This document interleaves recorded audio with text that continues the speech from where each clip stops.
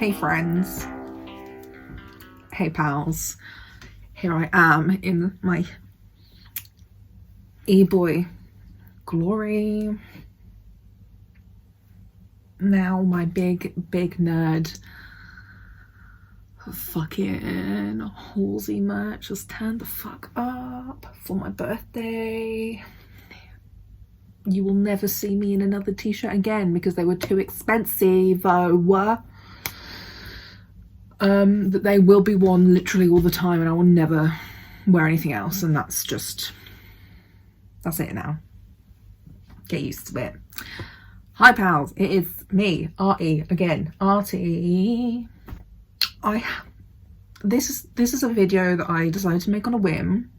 For a start, it is 5:45 in the evening. I'm going to be fighting the light, I am sure of it. I basically realised I am roughly at 6 months on my Adalimumab injections, and I thought, why don't we talk about that? 'Cause why not? I haven't really talked about anything specifically chronic illness or disabled related in a while, and I've had a year. I've had a quarantine. My experience starting this and the reasons I even went on it were all kind of, peculiar. So I thought I would just talk about it. So roughly this time last year, November, I had an abscess, which was fucking great. That was operated on and was drained. So then it was technically classed as a fistula. And a fistula is basically just a hole from somewhere inside your body connecting to either outside your body or to another section of your body. So mine comes out of my body. That was horrendous. I'm not going to go into that because I'm still dealing with the trauma of that in therapy, don't worry. But it took from November, March, it literally took 5 months for that to heal enough. It got infected several times, so I had to go on antibiotics several times, which made me feel really unwell. They did not make my stomach happy, but I had to do it because otherwise I was fucked in it. So I was meant to go on Adalimumab injections back in maybe somewhere between September and November of last year, 2019, but because of this abscess, which needed surgery, and you're not supposed to take biologics when you have surgery because it slows healing even more. And fucking hell, was my healing slow. My abscess, when it was drained, left a hole of almost an inch. It was about 2 centimeters deep. So that was a lot of body that had to build itself back. And then because of infections I kept getting in that, I then couldn't start it anyway. And by the time we got to the new year, January, I was like, do I even need to go on this fucking injection anymore? Do I need to start it? Because I'm not dealing with horrendous Crohn's symptoms anymore. My bloods and my stool samples were all showing reduced inflammation markers. Some of them were almost normal. The fuck? Literally, I was so close to normal. I got a bit full of myself. So that's another reason why it was put off, because I was like, what's the point? Why do I even need to go on them anymore? And then finally someone told me that actually the fucking injections could help the abscess/fistula healing and preventing it from coming back. Because basically when you get an abscess, the likelihood of getting another one is significantly higher. But if you can find a medication that helps keep the current abscess/fistula in good, I can't think what the word I'm looking for is, good nick, I don't know, then it's less likely and it's less of a worry, even though it is still quite likely it will come back. No one fucking told me that.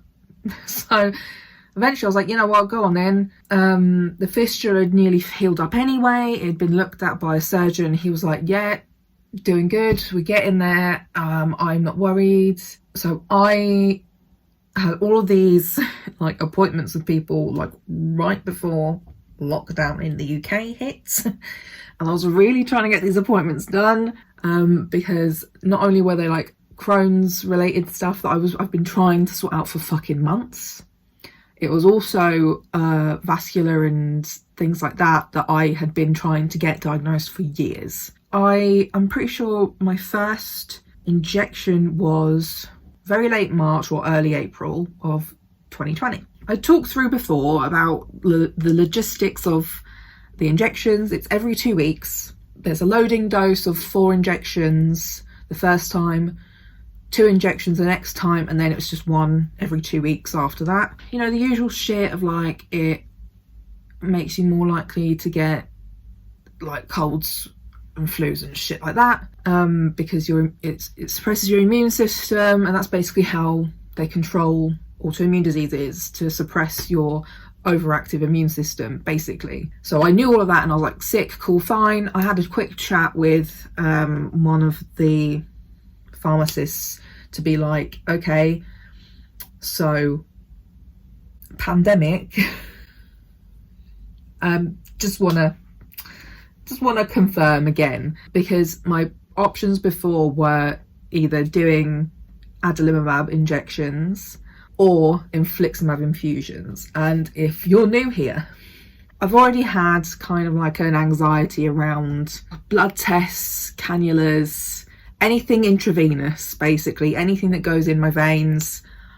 Not a good time, but it's gotten worse. I've basically been traumatized by members of staff, which again, dealing with in therapy, I'm getting through it. We're getting there. I'm slowly getting, like, it's getting manageable. But like, this was part of what informed my decision, is that I often have severe panic attacks whenever I need a cannula put in. So I didn't want to have to come to hospital, have a cannula stuck in every 4 to 8 weeks, because that also depends on each person, how often you need it. And also have to be sat in hospital for 2 to 6 hours, I read, and that's again depending on the person. And that was before the pandemic. Basically, they confirmed with me that yeah, we're better off going with the injections because I can get them delivered to my house and do them at home. Whereas there wasn't space in the IV unit place where you sit and get it all done. So even if I changed my mind and wanted to go there, there wasn't space. So, but also I don't have great veins. Again, if you're new here, I don't have good veins, which is part of the reason why I have panic attacks as well, is because I know people struggle to get the needle in. So I also didn't want to start a medication that meant I was going to be building up scar tissue so early at the age of 25. And this is going to be my life forever. This is a theme that will come up often in these kinds of videos of like, well, I'm 25 now and I'm roughly going to live possibly around 60 more years. That's a lot of time to be thinking about, with all the medications that I will have to have from here on out, scans, tests, you know, all that sort of thing, blood tests. So I basically wanted to do what I could to avoid further scarring around my veins, basically. So we went with injections and it was all good, fine. We had a nurse come to teach me how to do it, and it was a loading dose, so it was 4 injections in each of the zones. So the zones are your outer thighs and then like your lower stomach, sort of away from your belly button, because nearer the belly button there are nerve endings and stuff, and that's basically, you're trying to avoid nerve endings so it doesn't hurt as much. I had to do 1 on each thigh and then 1 on either side of my stomach. I was anxious. I can put in some clips because I filmed quite a few bits near the beginning because I felt like I would eventually make a video on this. Pardon me. The first few doing this myself, probably like the first 4 times I had to do this, I was quite nervous. Take your legs. Yes, they're out.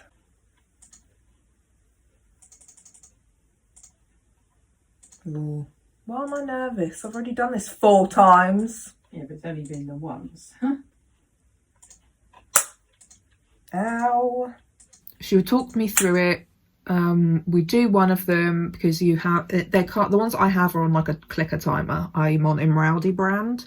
Most people are on Humira. I think they're the same. I think it's just different branding. I don't think there's any difference at all. It's like fucking blood tests. It's not even that bad, but I still am like when I'm like there right before it. I'm bleeding. Sometimes I wish it was a normal injection, but then also I'm glad it's not, because I don't have to think too much. I just sort of stick my leg. You decide where to put it, you wash your hands, make sure that you're clean, but you don't have to use the alcohol wipes that they come with. That's more for people who are unable to wash as often or don't live in particularly hygienic conditions, because otherwise you're best off to use the wipe and wait till it dries, because otherwise you're just directing germs into this open wound. That's what the nurse said, basically. This is not anything that I've come up with, it's what the nurse told me. So I washed my hands, did the first one, talked me some more through it, blah blah blah, and I ended up doing 4. I think my first couple of times I experienced a mild Humira hangover, which is a thing a lot of people experience. But I feel like that's just because they were loading doses. The first one is 4 injections and then the second one is 2 injections.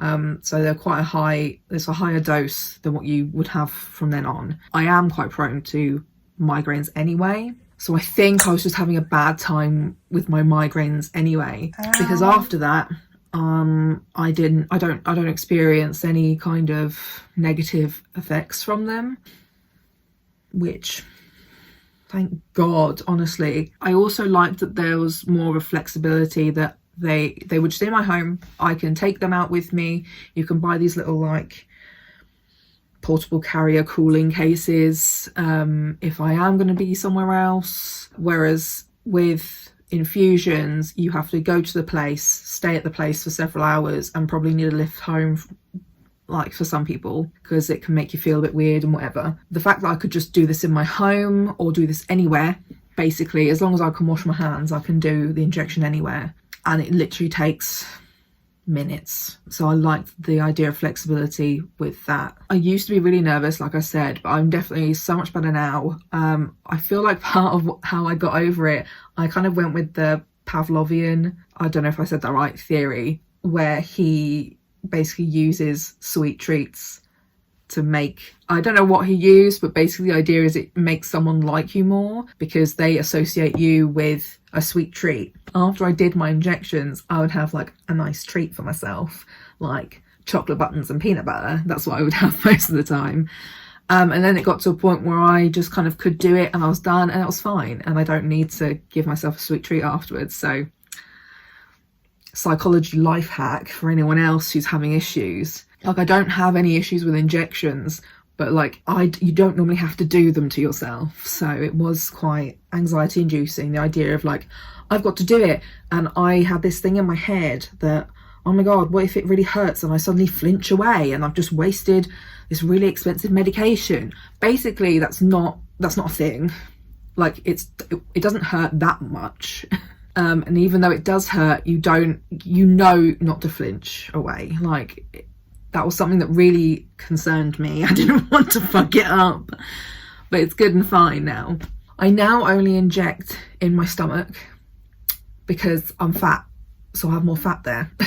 I've obviously tried all of the areas, the handy bit of having to do 4 injections in the first go, that you try all the areas. And I found that the thighs hurt more. So, and I think for me, that's because my fat distribution is that I have more fat on my stomach and more muscle on my legs. I think that's why the legs hurt more for me and the stomach doesn't hurt as much. But I had like difficulty. The area that I injected into would be sore afterwards, and I wouldn't be able to like sit upright because my fat stacks and squishes down basically. So I used to have to sort of like lean and lay back on the sofa or in my bed to do it, and I wouldn't be able to move because anything that sort of squashed my fat down and put pressure on that space hurt. But I've also found that I can actually do it standing up, and that's not too bad either, because then the fat is stretched out and I can go around doing things still. I bleed a very small amount, so I gently hold a bit of cotton wool ball, whatever, on it until it stops bleeding. But yeah, like, it doesn't really hurt that much anymore. It is noticeable. It's kind of a weird feeling because you can feel the stuff going in. Doesn't quite feel the same as like a flu jab. I think at around the 4 to 5 month point is when we changed my dose from one injection every 2 weeks to 1 injection every week, because it just wasn't doing enough for my inflammation levels. This was a few months after I was officially diagnosed with a rare vasculitis called takayasus arteritis, which means my arteries be inflamed, so along with my guts inflamed because of the Crohn's. Nice one, body, thank you very much. And I also have like a bit of psoriasis, and I have an underactive thyroid, so I literally am just like, I'm trying to collect them all, lads. Pokemon who? There have been some improvements in my other like health aspects, and I think that has come from the injection. Adalimumab injections are used for like quite a wide range of inflammation based autoimmune problems, including arthritis. And I have actually found that since starting them, my joint pain has gotten a lot better. So I'm like, well then, what? Cool, nice one, lads. My Crohn's symptoms have improved, even though my stool tests still say, bitch, you inflamed. The actual living life is not doing too badly. TMI, by the way, this is going to get worse from here on out. I used to have really chronic diarrhea, don't have that anymore. Also lots of like really awful flaring, pains, cramping. Not had any of that since maybe this time last year, which is kind of crazy. I've also spoken to my doctor, my gastro consultant, who confirmed that the fistula that got a rescan in May is actually looking really good. So that was what, two or 3 months on adalimumab, and he was actually really surprised at how good it looked. So that's not really a worry to him anymore. Obviously it's something we have to be aware of because they can come back, as I've said. It looked so good in May that actually he thinks the adalimumab injections must be playing a role in keeping it good and well, which is also a nice one because that was the worst. I mentioned the psoriasis briefly. I have a little patch that's, you can't really see it at the moment, but I've had a little patch here and I had a little bit over here, and I get tiny little circles around my body sometimes. But this patch had been here for 6 months maybe. I noticed in the last few days, I think I've had a month's worth of weekly doses now of adalimumab, and I noticed in the last few days that actually this patch has gotten lighter and doesn't feel as different, because basically psoriasis is a build-up of skin cells. Skin cells. Those areas build up too much skin, which is why they get flaky and itchy, and then those are inflamed. So actually I think it's helping the psoriasis as well, which is nice. I mean, I didn't have psoriasis too badly. It was just a patch that I'd noticed that gets dry and hasn't been too sore, itchy or flary. Just kind of annoying to see it there. I will be going for a blood test soon to have a look, see how we're doing, because we don't know yet. I'm also due to have a stool sample test, but you know, the post is unreliable. But yeah, I don't know. I think I've been quite lucky that I don't deal with like the humira hangover like a lot of people I find seem to. I've had no issues since the first couple of injections. Minimal bruising. I think I bruised the worst this last time. I'm not really sure why, but it is what it is. Yeah, I basically take it out the fridge for about 30 minutes, maybe a bit longer, sometimes even an hour. I forget. Sometimes I forget. The more room temperature is, the less it hurts. I've definitely noticed that. I've also been really lucky that I've not contracted any infections. Yeah, infections. So I've not had to come off the injections for any reason, so I've not had to come off the injections for surgery, because that's something I worry about, is the more times you have to come off of drugs like biologics, the less likely they will continue to work, because your body will build up a resistance to them. So yes, I try my absolute friggin' darndest to just fucking keep away from sick people, let alone corona. You know, I've literally been in my house for 6 months and been barely anywhere near anyone. I have not been sick in a while. I'm booked in for my flu jab this year, like literally a few days after my birthday. No, the day after my birthday, Monday the 5th of October in the evening, I've got my flu jab booked in.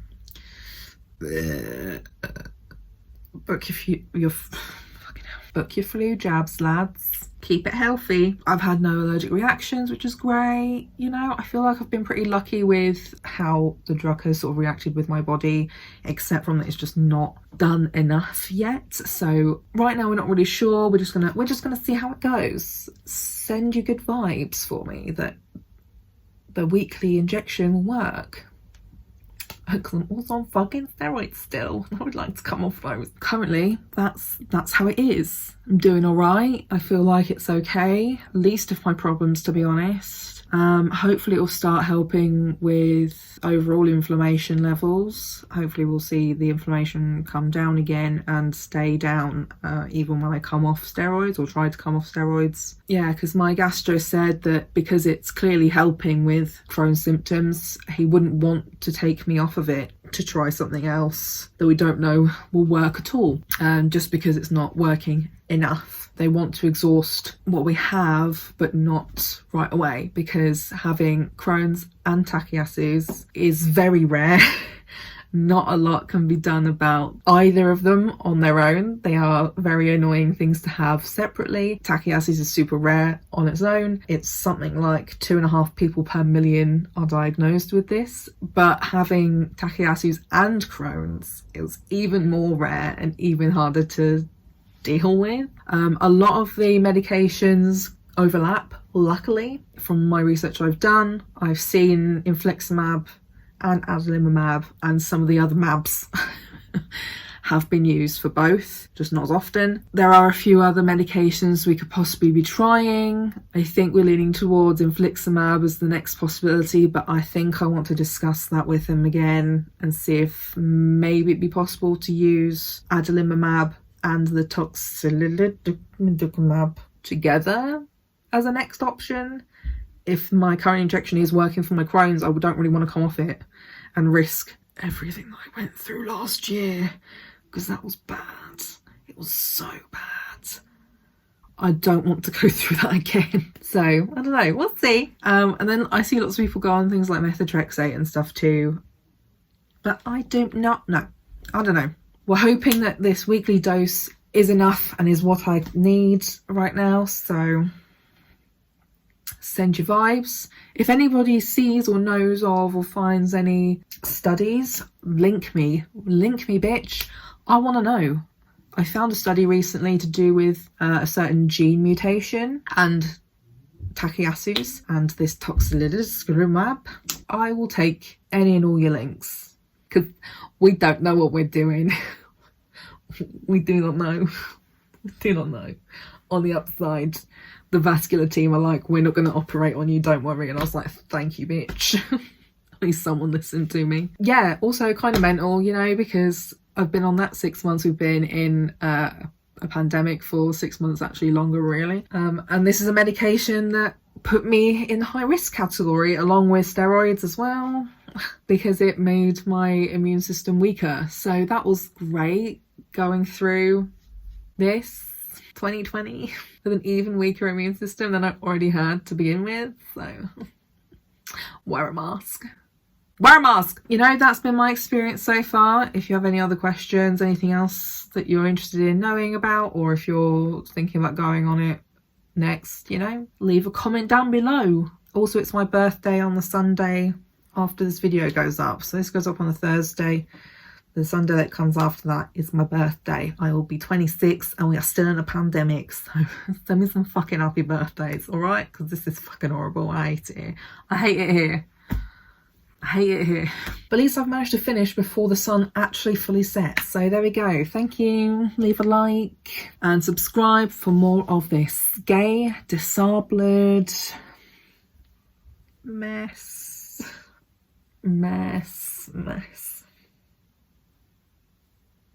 Who likes to talk about books sometimes? You know, we talk about books, gay shit, and being crippled. And I'll see you next week, I guess. Bye. Pardon me. Hi pals. This video is 2 months late. Never mind. But I mean, also, early June has had many personal chronic illness events, anniversaries. Is that English? I don't know. So, early June in 2020, I was diagnosed with takayasus, arthritis. I also started steroids. So I've been 1 year on steroids. In 2019, I was diagnosed with Crohn's in early June, and that's when I first started any immunosuppressive medication. So I've had Crohn's for 2 years, been on immunosuppressants for 2 years, had takayasus for 1 year, or at least diagnosed, you know, and been on steroids for a full year now. I'm currently tapering again as I film this video, so I'm trying to taper from 8 to 7. But there we go. This video is my update. So it was supposed to be my 1 year on Adalimumab, so I'm just going to talk generally about that. Why has this video come late? Well, basically, I was supposed to see my IBD gastro consultant in May, I think. Yeah. It got cancelled and I still haven't seen him. And that was supposed to have a blood test to see the levels of my adalimumab, so that's why I kind of put it off. Also, mental illness. Was not feeling great, or, you know, didn't really want to make this video, but here we are. I do want to make this video. Yeah, so the blood test was also supposed to show if I'm producing any antibodies against adalimumab. So far, no. But yeah, that's why I had kind of put it off. I wanted to see the update of that, possibly an updated calprotectin, but you know, we're just going to work with what we're working with. I watched my 6 months video to see what I said, because I forgot. It's been a while. That was November, maybe earlier. So I've got some prompts on my iPad, very professional, to just try and go through some of the things I mentioned back in that last video 8 months ago, and see if there's any difference between the two. The end of my last video, we'd up the dose to every week, and then a few months later we changed the brand to Amgevita instead of Imraldi, because my rheumatologist had been doing some reading of research, and it actually showed that Amgevita had better outcomes for takayasus, but also was more likely to last the full, it said 2 weeks, even though I'm going weekly, it said it's more likely to work for the full 2 weeks, whereas Imraldi has been shown to wear off a couple of days before the 2 week mark for most people's dosage. I had my first one of those on Christmas Day. Very weird Christmas present. And then my second one was New Year's. New Year's Eve, I think, or New Year's Day, I can't remember, but one of those. The way we kind of got that changed was because the Imraldi ones stung quite a bit when I was using them. And like I tried to ice the area, and you know, I looked up some tips and nothing was helping prevent it from being like quite so sore and stingy. I was also bruising quite a lot, but that also could have been steroids, because I was still on 15, I think.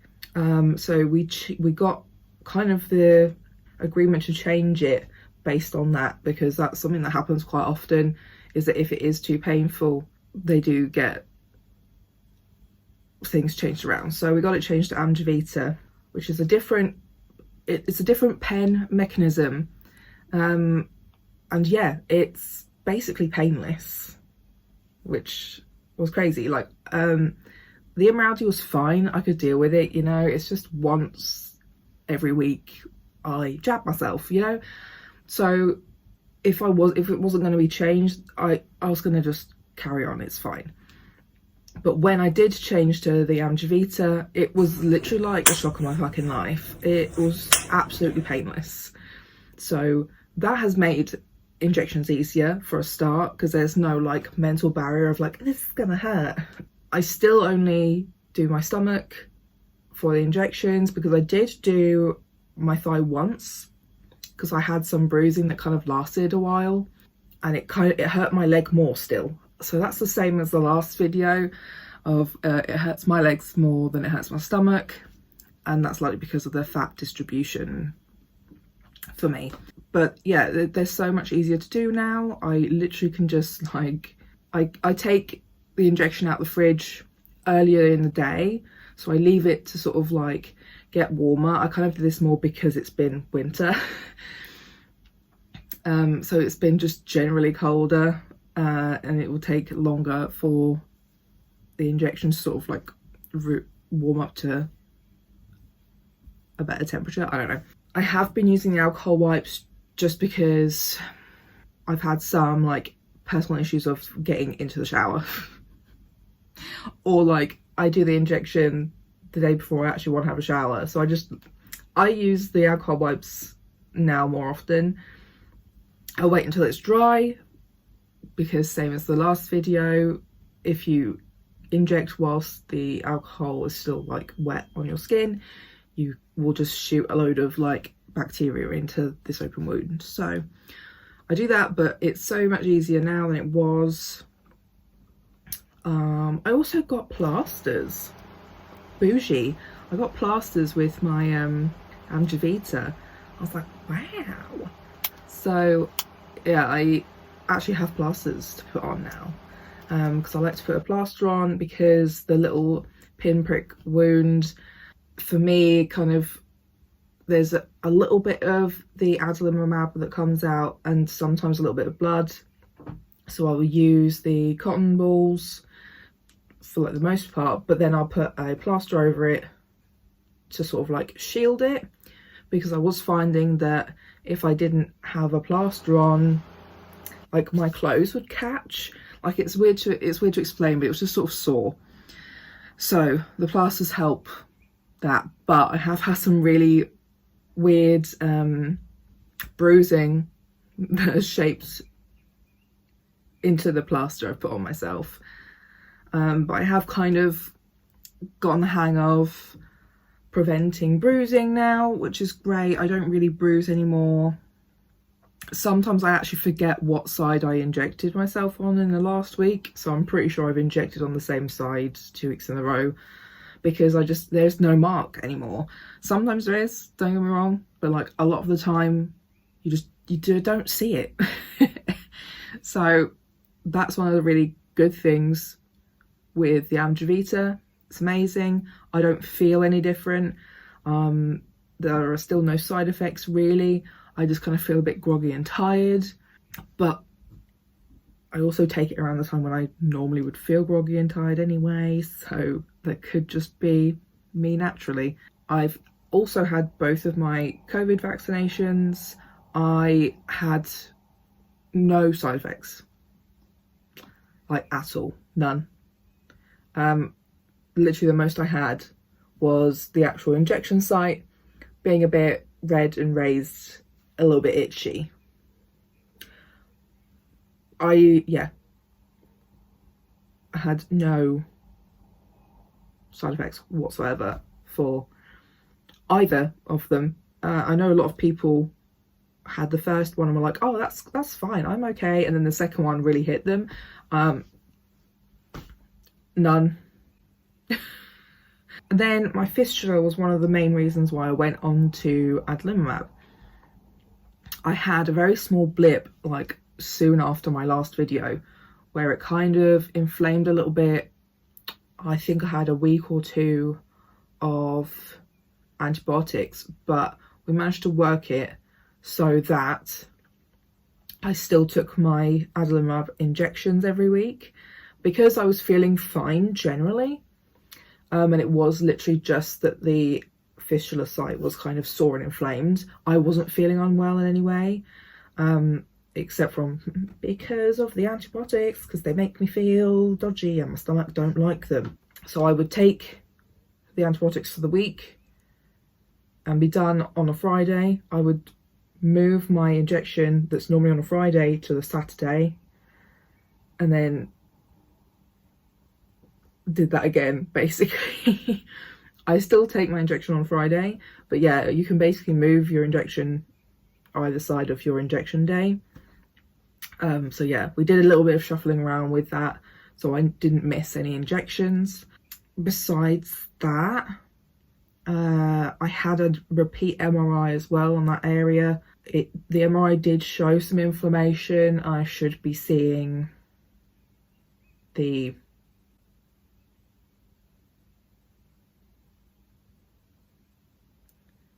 surgery team. What surgery team are they? Colorectal surgeons, that's it. I was like, they have a name.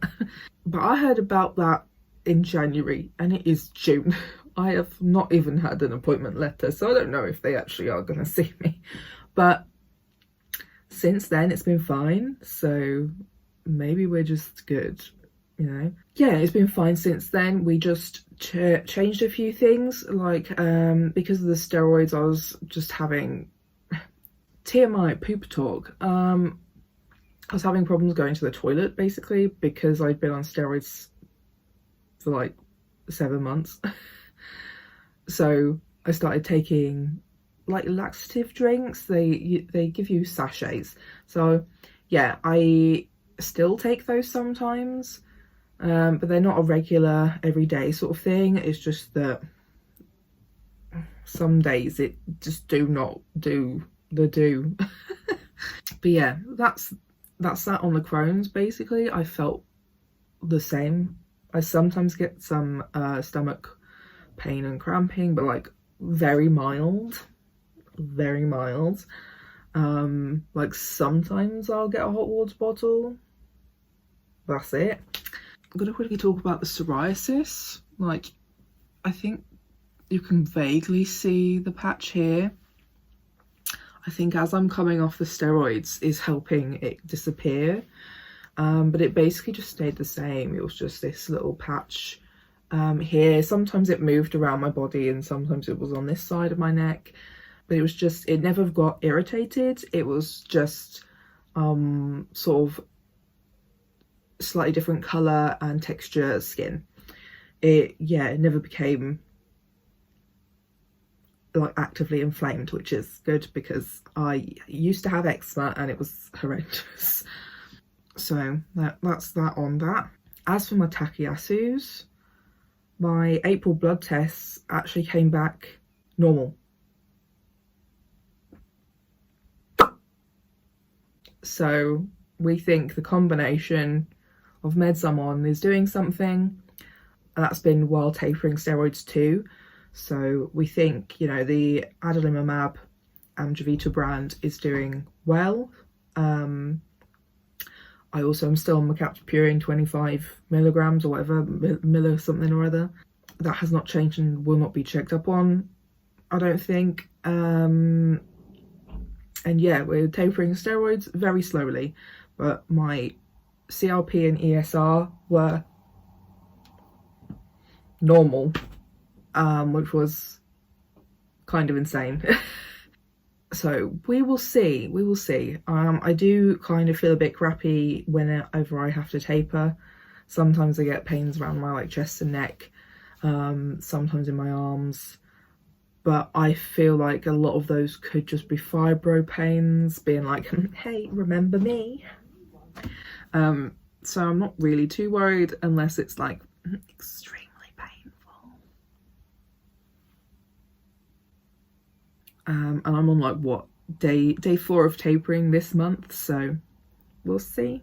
I also wanted to talk a bit more about like how the pandemia has been for me as someone on 3 immunosuppressive medications. I have been masked up pretty much everywhere I go, even when I'm outside. If I see people, I will definitely be wearing a mask around them. There was a point where I was double masking when it was like advised at one point. You know, very actively washing my hands and using antibacterial gel when I go out. I do have to say as well, I kind of vaguely started doing these sorts of things when I first started captopril, which is also an immunosuppressive medication, in 2019.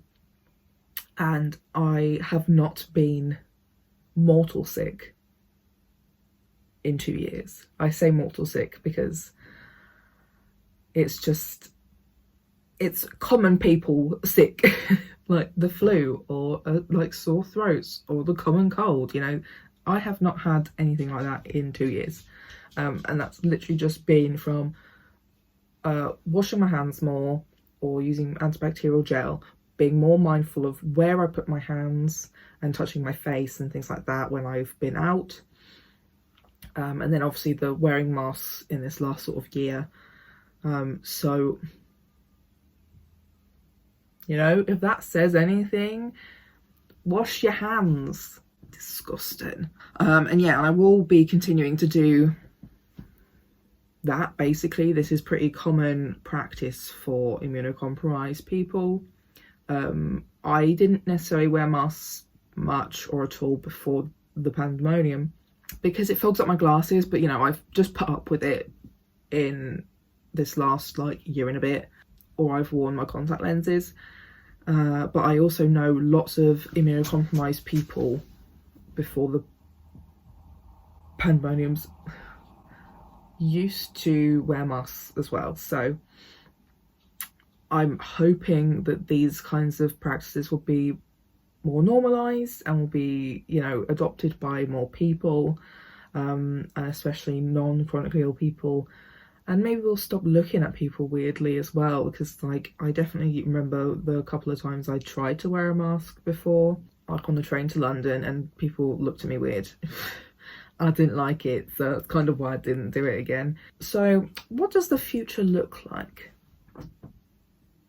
My rheumatologist, after I got back normal blood results, was very keen for me to go for surgery on my arm because I have a narrowed artery here, and they would like to revasculate it. I am not keen, or at least wasn't keen at the time, and I'm on the fence. I want to think about it more, see if I can either find other people who have been in my position or possibly contact the UK's specialist in takayasus, because if I did decide I wanted the surgery, I do not want to be their first one. But also because I have a broad range of other conditions, hypermobility syndrome, which is, you know, wonky collagen, which is in your entire body, you know, Crohn's disease issues, fibromyalgia. I would rather see and speak to the specialist about it. So that's kind of something I have to think about for the future. You know, the idea that I'm eligible for surgery is pretty amazing, because in my research that I have done, I know that generally they would rather do surgery when you don't have any inflammation, you know, you're not in an active takayasus flare, or they only do it if you're going to lose your limb or your life. So being on the better end of that makes me feel, I don't know, okay. in my existence for the moment. Yeah, that's just on the sidelines right now, because I said I wanted to focus on tapering steroids anyway, because I wouldn't be able to have the surgery if I was still on steroids. So what's the point until I'm off steroids, you know, and see how I'm doing when I come off them. Because I also know that takayasus, like other patients, have and are on steroids for years and years and years and years, even if it's only like a small amount. Yeah, I just know it's very possible I actually need to stay on them for longer than hoped. But that's where we are with that at the moment. My Crohn's is pretty stable. My last calprotectin was pretty much the same as it has been for a while, around the 150 inflammation level, which is much lower than it normally is and has been. I've been off the chart many times, because in Brighton our chart only goes up to 600 for some fucking reason, whereas other people in London literally can get over like 1,500 or what the fuck ever. So who knows how high the inflammation actually has been, but I've been off of the Sussex charts several times. I've been in like the 400s and shit, so being at like a stable 150, which is like pretty low, I'm fine with that for now. We'll see if anything helps, or see if it will, you know, continue to lower as the steroids are lowered, because steroids can be hard on your stomach, even though they are used for Crohn's, you know, they can be rough on your stomach. So when it comes to what I'm doing next, who fucking knows? Because whilst I am not, you know, in horrific pain or having massive flares of takayasus or Crohn's, I am not well. I have got a long list of health conditions that do affect my daily living. And I can't believe I didn't write this down. This is the fun part. So because my inflammation has come down to normal, inflammation makes your joints stiffer. Whilst I've had like quite high inflammation for a while, my hypermobility has actually been like pretty chill. And now,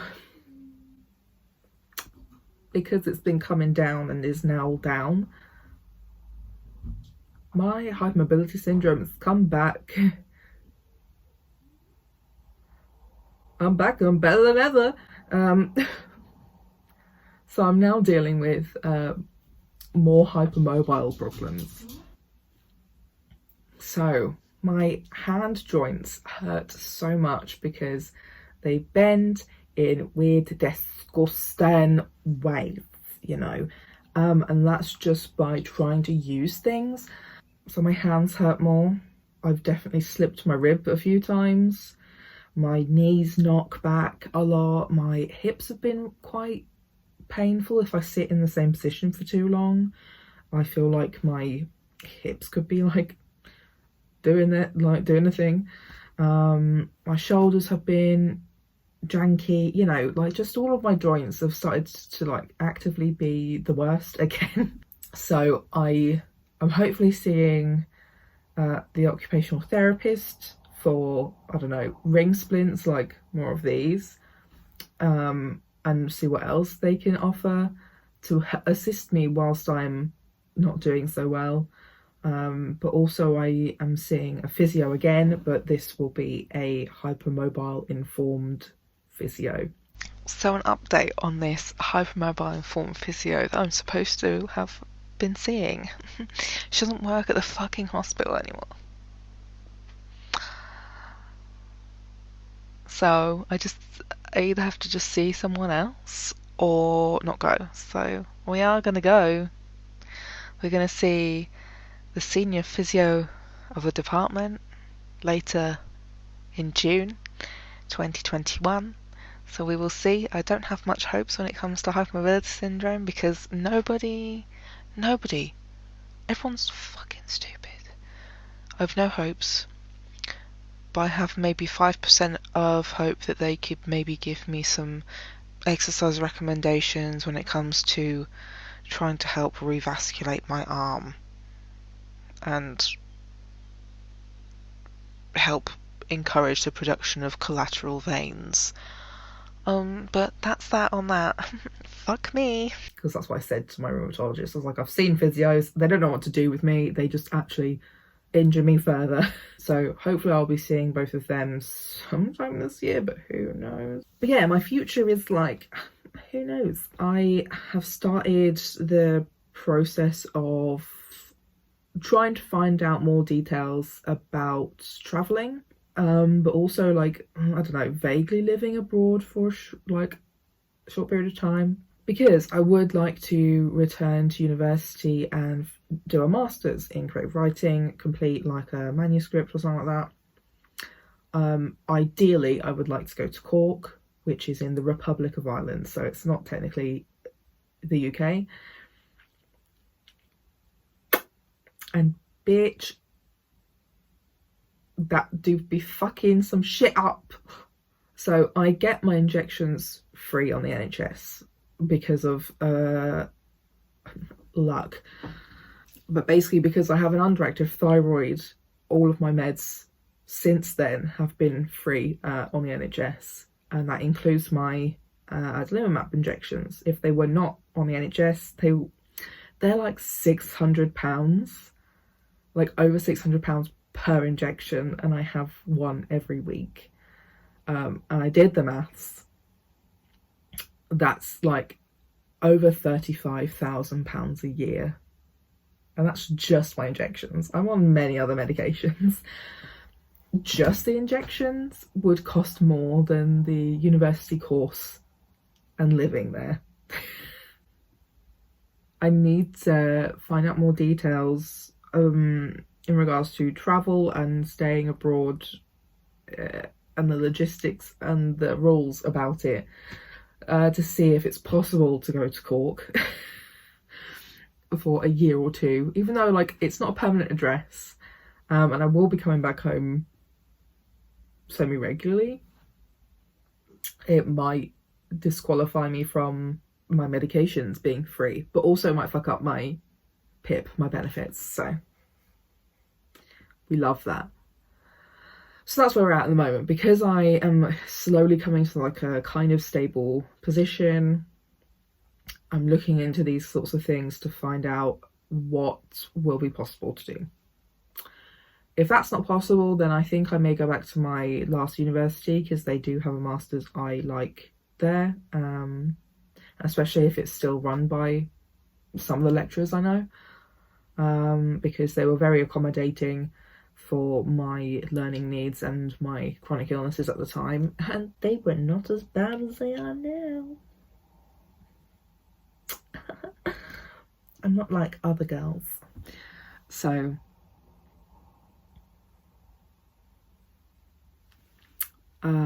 besides that, I don't know. It's difficult to plan anything when you are sick. It's like, this is something that a lot of chronically ill people will understand, but something the non-sick might not get. Because like there are a lot of limitations on the medication. There's lots of things you have to be aware of by taking care of them. Like my injections have to be in a fridge, or they go off in 30 days or something like that. You also need like special documents to travel with the injections, so that'll be something else I'll be looking at as well, just for travel purposes. You know, as someone who wants to continue things like acting, I don't think I could technically go abroad to work, especially with the way things are at the moment, that you kind of have to isolate for 1 to 2 weeks depending on where you're going. That would literally just be wasting 2 weeks of medications, and I think I would only be able to bring 4 unless you could work it out in a certain way, but you know, it's very complicated. I'll probably end up making a video more specifically about things I have to think about when I travel. So if you want to see that, let me know in the comments. But that's kind of the one and done of it. I don't know why I just said that, but okay. That's kind of the gist of everything. I'm doing okay. The injections are good. It doesn't look like we'll be changing them anytime soon, which is great. So yeah, let me know what you think. I do highly recommend that if you are given the option of injections, to give them a go. Yeah, but there's probably a lot of things I didn't mention in this video because I talked about them in the first one, so I do recommend you go and watch that as well if you want to learn more about this, and how I felt and how I came to the conclusion of taking these. But there we are. Leave a like on this video, I really appreciate it. Subscribe to my channel as well if you want to see more videos like this, or just if you just like me, if you just quite enjoyed my company. There's lots of videos for you to watch if you just enjoy my company. I talk about books, queer things, and chronic illness stuff. So if you're also a multiply marginalised, oh, that didn't quite come out. If you're also a multiply marginalised human being like myself, come back. And leave a comment down below. Just let me know, you know, do you have any questions? Because I did not ask. So if you have any questions, I'll either answer them in the comments, or I'll make another video answering more questions about Adalimumab and such forth. And I'll see you next week. Bye.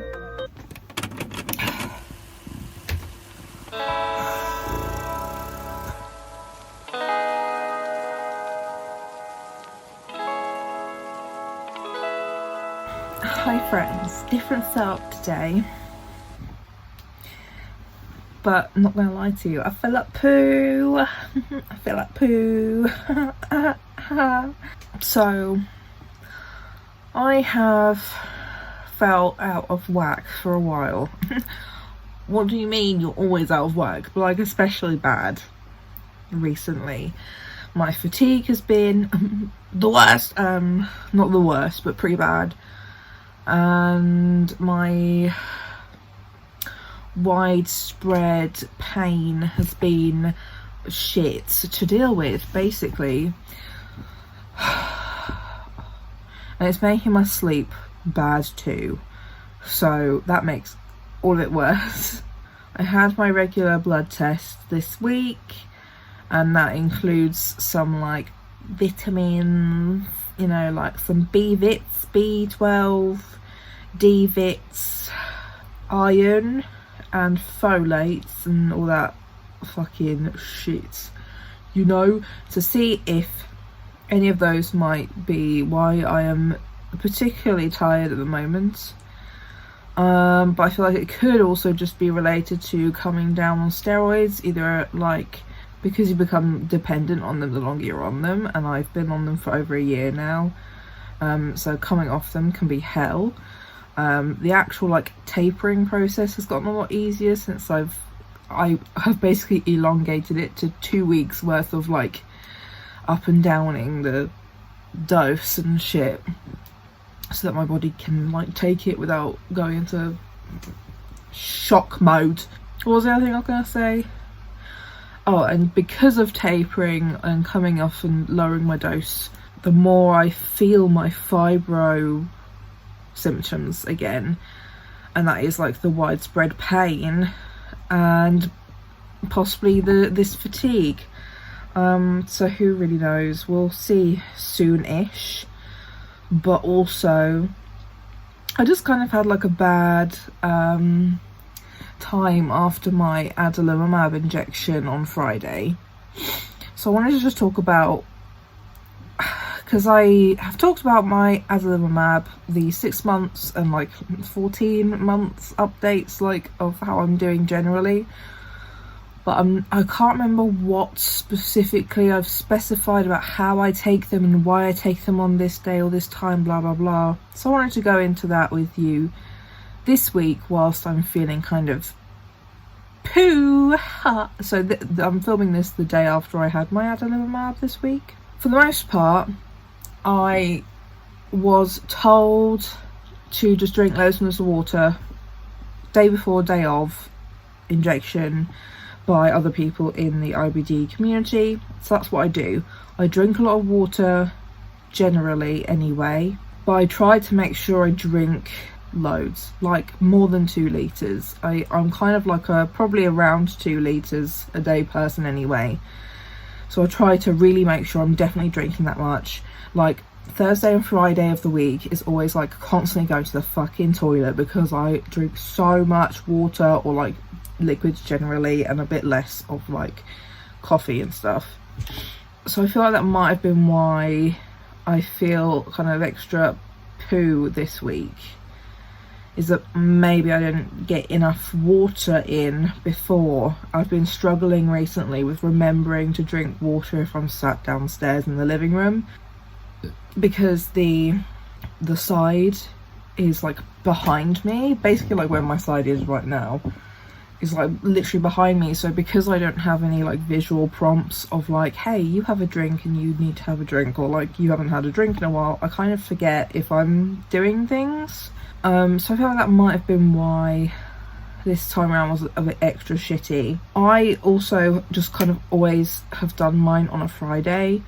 I think that's just when the nurse came round to show me how it all works and did the loading dose. So I've just personally always stuck to a Friday, because I also have no life and I don't have a job. Or like, you know, I don't have a 9-to-5 job in an office anywhere, so it doesn't necessarily ruin anything for me. So I just kind of stick with that. I kind of do like early afternoon to evening time depending on the day. Normally if I'm just around the house by myself doing a lot, then it'll be between 2 and 4. And if it's like we've been out for the day or something, it'll be sometime like 5 or onwards. So like it is recommended that if you do have like kind of negative side effects after injecting yourself, it's best to do it kind of when you aren't expected or going to be doing something for like a few hours afterwards. So obviously if you're like a 9-to-5 worker, do it one day after work. Like I said, normally I don't feel bad the next day. Like I'm not sure whether this is related to the injection or just something else, because I've just had like a fucking migraine today, or like just a really intense awful fucking headache. So I don't know if that's like mental illness. I don't know if that's related, to be honest, but it's very possible. So if you experience negative side effects leading into the next day, it is probably better to do it on the day before your day off or whatever. But besides the drinking lots of water thing, I don't actually personally know or have heard of any tips to make this negative side effects better or not as bad. I want to quickly Google this actually, in case anybody else has said something. After my first few ever Adalimumab injections, I felt kind of like particularly grotty. Grotty is a favourite.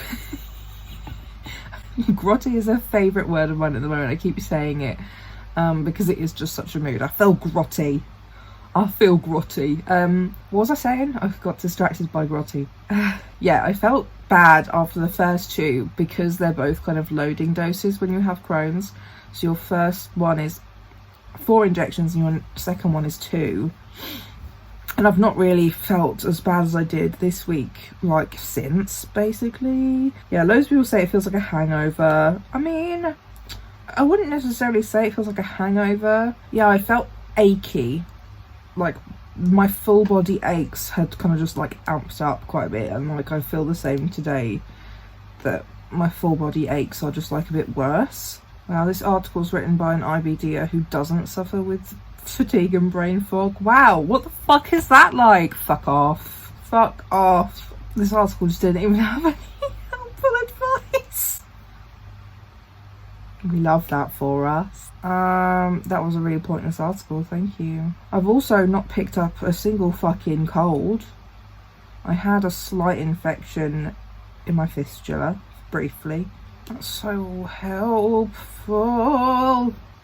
I also vape medical marijuana when my pain gets to a level where I'm not present anymore. Wow, wish that could be me. I love being in the UK. Cool. So yeah, there's literally nothing. I personally have never found, seen or read anything except from this just kind of like managing your symptoms as they come. But basically, yeah, I think for me it was just related to the fact of I don't think I drank enough water. And yeah, I normally take it in that time frame of like early afternoon to late, like to the evening sort of time, because early afternoon is when my energy levels start plateauing / crashing anyway. So like I normally feel kind of rough after my injection, but mostly just because that's when my fatigue kind of sets in daily anyway. So I sort of just take it around that time because I know I'm gonna feel kind of dodge either way. So like, you know, rather than ruining when I'm feeling a bit better, it's just added on top of that, so it's fine. So like normally it's not an issue at all.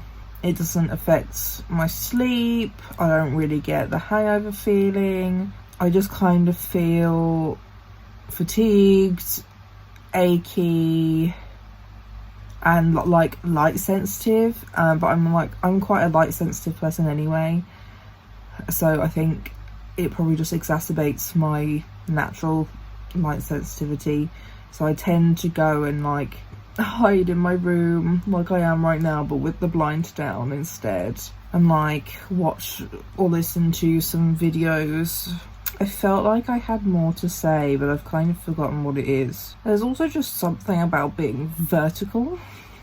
Like sitting upright uses so much energy. So like I just would like laying on my side, supported by a million pillows and like my mattress is soft, you know, just a soft environment to be laying in. But yeah, I just wanted to share that, you know, normally I don't have many issues at all when it comes to taking Adalimumab, and especially since I changed over to amgevita instead of the Emeraldi brand I was on, and also like since going up to weekly injections instead of bi-weekly, because a lot of my symptoms chilled out. My inflammation is like under control at the moment in my blood results. My fecal calprotectin has been like the same. It goes up a little bit, or like up and down a little bit, but it's pretty much, that's kind of just what my standard is at the moment, is like around 150, which is I'm gonna say low because I have been off of our local charts. My local like hospitals only go up to like 600, which makes no sense because you can go up into like several thousand apparently. But I've been off of our local charts, so who knows how high I have been in the past, but I am kind of roughly around like 150 at the moment all the time. A lot of my like IBD, Crohn's related symptoms are like gone / minimal. So like I still occasionally get like stomach or like lower back cramping pain, but like not for long, and like way less painful and way more manageable than when I was like actively flaring before I was getting treatment. My pooping is under control. I don't feel any nausea really or anything like that, and a lot of like other scarier pains have kind of gone too. I've not had any reoccurring issues with my abscess / fistula, so that's fantastic. That's basically why I went on this drug. And like until literally this week, I would normally just need some chill time in the dark for a few hours and be sort of fine by the evening again. Maybe it is also just to do with the fact that I am struggling with fatigue and widespread pain more than usual at the moment, that maybe it's just sort of aggravated it a little bit more than it would normally. Yeah, I mean, even though we've been in the pandemonium, I have literally not had a single cold, flu, virus infection like that since I started my first immunosuppressive medication in 2019. The only infection I've had was my abscess and the sort of like following infection a year later that was like short-lived and went away with some antibiotics, thank God. So like I really think it is a lot more manageable than people realise, like and also, you know, with the addition of masks, hand sanitizer, you know, like a lot of like hygiene related things being talked about a lot more and encouraged a lot more, have probably helped in a lot of ways. I mean, obviously because it just directly helps prevent you from picking up gross like bacteria from fucking strangers who don't wash their hands, but also like just people are a bit less likely to look at you weirdly, kind of. I mean, it definitely depends, because I feel like there are some people who now look at you like a fucking mug because they don't think it's real, or they think it's over when it's not. So but I'm still wearing my mask.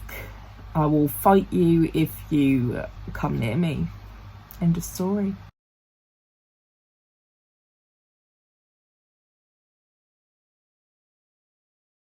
I also wanted to quickly throw in like some of my top tips on how I'm drinking more water in those 2 days to prepare for my injection. So on these days I make an effort to take my vitamins and minerals and supplements. So for an example, these are my vitamins.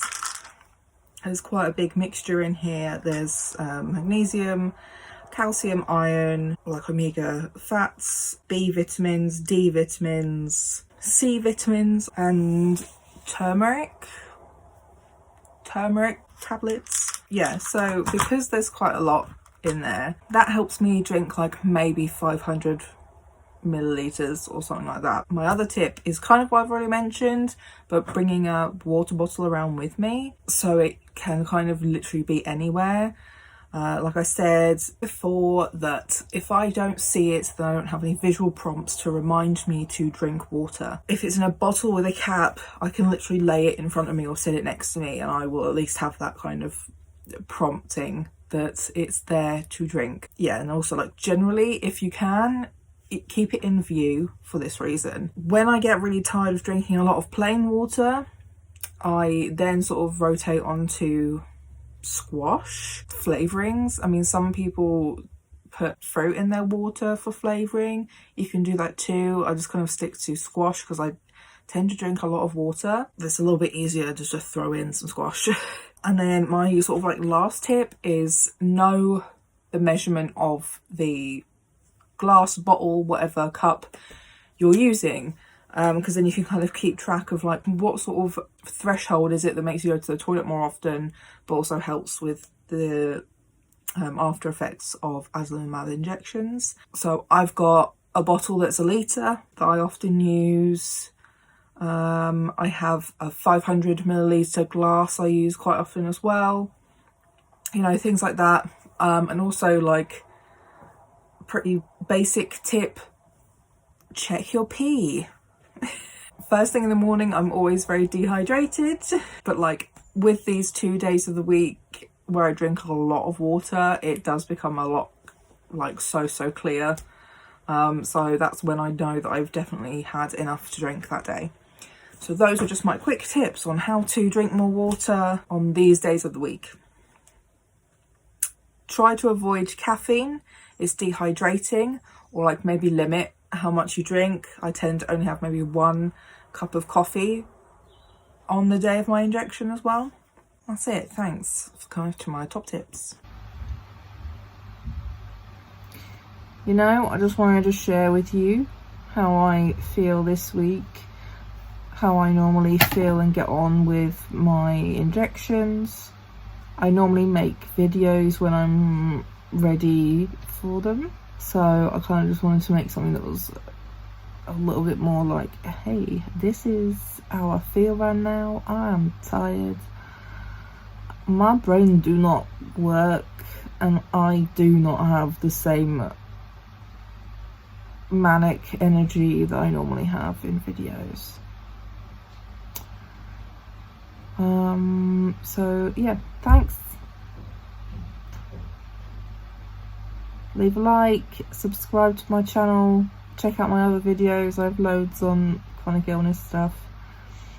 Leave a comment down below, let me know if there's anything that you specifically want to know about adalimumab, I guess, you know. Are you on adalimumab? Are you going to be on it? Or are you debating going on it? Do you know somebody on it? You know, just, if you've got any questions, leave them down below. My hand is going dead. Passed away. I have passed away. Oh my god, is my arm switching. Ahoy there. Ahoy. Yeah, that's it from me. See you next week. Bye.